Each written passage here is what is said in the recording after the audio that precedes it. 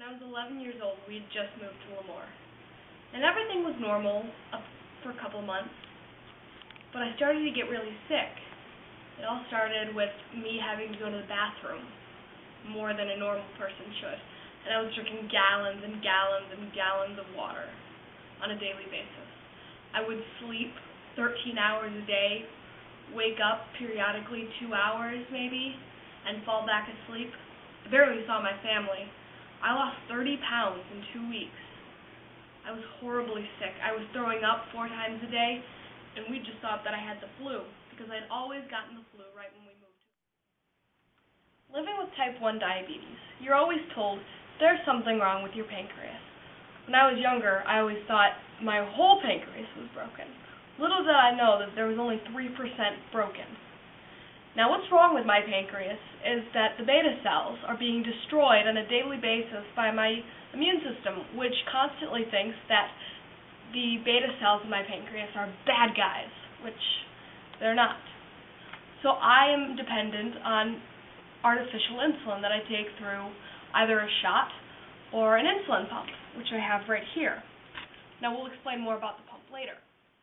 There's a certain ignorance about type 1 diabetes, is that you've eaten your way in here, you've obviously done something wrong. Type 1 diabetes is a condition in which the pancreas produces little or no insulin. Insulin is a hormone that helps your body use blood sugar, known as glucose, for energy. Your body takes the food you eat and breaks down fat, protein, and carbohydrates for energy. While your body is digesting the food, the carbohydrates are broken down into glucose. The glucose is then absorbed into the bloodstream, where it is carried to cells throughout your body. Insulin helps your cells absorb the glucose in your blood, allowing it to be used as energy. A healthy pancreas releases a regular supply of insulin into your bloodstream. After you eat, your blood glucose levels rise, and your pancreas responds by releasing more insulin to move the glucose into your cells.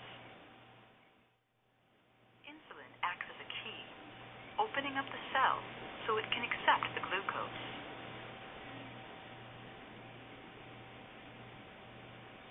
In a person with type 1 diabetes, the pancreas produces little or no insulin. Without insulin, blood glucose levels rise. Without insulin, glucose cannot enter the cells and be used for energy. As a result, it remains in the bloodstream. As a person with type 1 diabetes, it is important to monitor and maintain healthy blood glucose levels. High blood glucose levels over a long period of time can lead to health complications. If your blood glucose level drops too low, even for a short amount of time, you may feel dizzy or too hot or cold.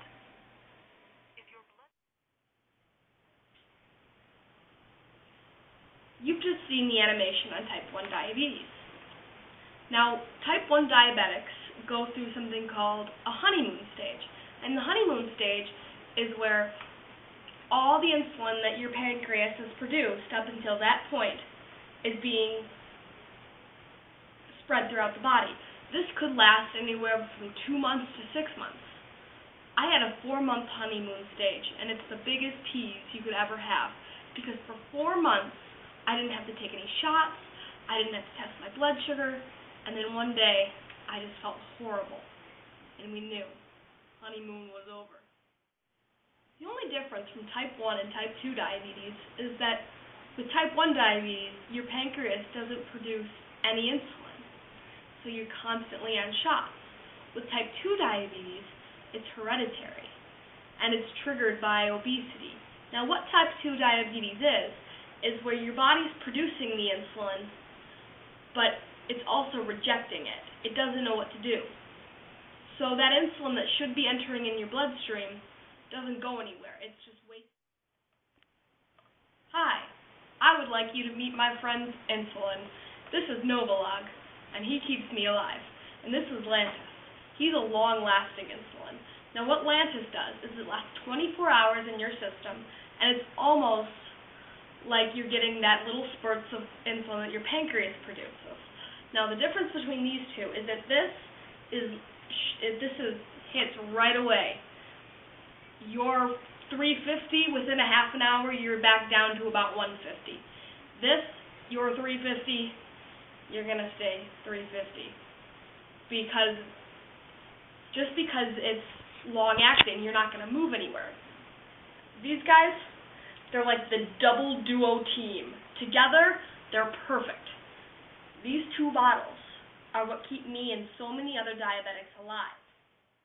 This little cannula, or reservoir, is what connects to this tube. Now this tube is what gives me the insulin. Now I'm sure you're looking at this and wondering, how is this connecting to this? And this is where my pump comes along. My pump is absolutely amazing. What it does is it plugs in right to the side, just like that, and because the insulin is here, I press this button, the bolus button, my blood sugar, and I press act, and it'll ask me for how many carbs I've eaten, if I've eaten anything. Let's say I have, so I'll put in, 2. And I press act, and then it tells me the exact amount of insulin that it'll be giving me, and it'll also go into the details about why I'm getting that much, how many carbs, what the carb correction is, what the insulin correction is for my blood sugar, and then the final step, pressing act twice. Now what this is doing right now is it's taking that insulin that you saw in that cannula and it's moving slowly through the tube, and as the insulin travels through the tube, it'll come at the very beginning, at the opening of this circle.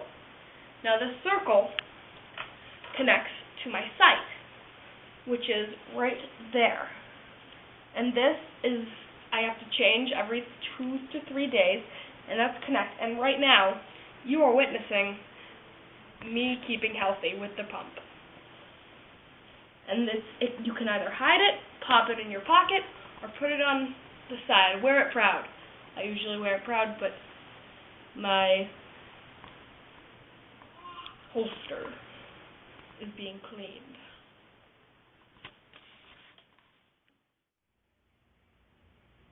Now that I've told you about the 2 most common types of diabetes, I want to tell you about type 3. Now, it's commonly known that the pancreas is mainly the producer of insulin, but it's not known that the brain makes insulin as well. Because the brain is producing insulin, it's also stimulating all those cells, and those cells stimulate memory. If you don't have that insulin, you're not going to remember much. This is also known as Alzheimer's, or should I say, type 3 diabetes is believed to trigger Alzheimer's disease. Now what type 3s are doing, they're taking 3 puffs of insulin through the nose. Now, just as if someone were to swallow insulin, because it doesn't hit their bloodstream, it has no effect on their blood sugar. A type 3 diabetic has perfect blood sugar, but because of the very little insulin being produced in the brain, it's being called diabetes. Now the amazing thing about these 3 puffs, is that people with Alzheimer's or type 3 have shown great advances, I suppose I could say. They're remembering more, they're less confused in places. It's absolutely amazing. But the thing is that some diabetics, type 1 and type 2s, aren't necessarily believing or calling type 3 diabetes an actual form of diabetes because it has no effect on the blood sugar. I suppose it's all a matter of opinion. In my opinion, diabetes is diabetes, as insulin is insulin. Diabetes is a daily battle. And as long as you know what you're doing, taking it one day at a time, taking the right proper amount of insulin, things will be good. But diabetes is a very serious disease. It could lead to things like neuropathy, amputations, blindness, kidney failure. And that's why, as a diabetic, it's very important that you take care of yourself. Take the proper amount of insulin and calculate what you eat. It's all a